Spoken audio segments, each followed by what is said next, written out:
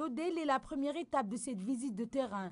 Le HCR et son partenaire l'OFADEC comptent financer la construction de ce centre polyvalent. Il polarise plus de 6 sites de réfugiés.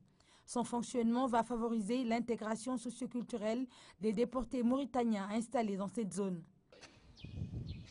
Pour ce financement, c'est un centre polyvalent qui a été financé par l'HCR parce qu'à un certain moment, lors de l'arrivée des représentants du HCR, M. Tossoba, les jeunes avaient exprimé ça. Centre pour couture, pour teinture, à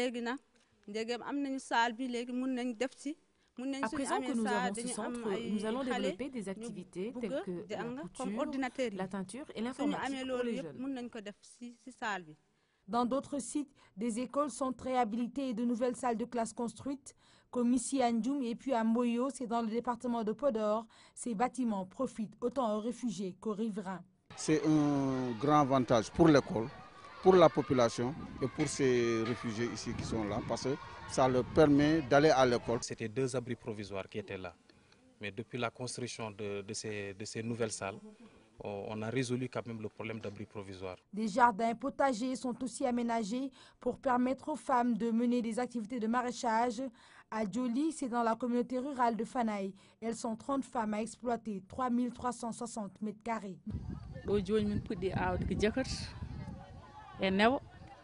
Nous avons chacune 2 planches de terre où nous plantons du gombo, de l'aubergine amère et des navets.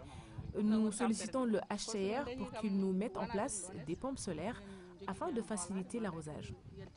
9 autres jardins de cette envergure sont entretenus dans la vallée du fleuve par des femmes réfugiées. Des périmètres rizicoles sont aussi cultivés dans les localités de Dona et Taridi. Ailleurs, comme ici à Niakwar, un moulin à mil est offert aux populations. À Dagana, un poste de santé construit par le HCR est fonctionnel depuis octobre 2011.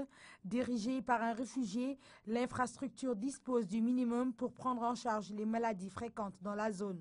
En moyenne, nous consultons vers les 200 et quelques malades chaque mois. Bon, les maladies les plus courantes sont la bilharziose, les diarrhées et surtout même maintenant des cas de grippe. Le HCR et l'OFADEC accompagnent ces déplacés en finançant des projets de développement. Ces actions permanentes aident les réfugiés à reconstruire leur vie et à se prendre entièrement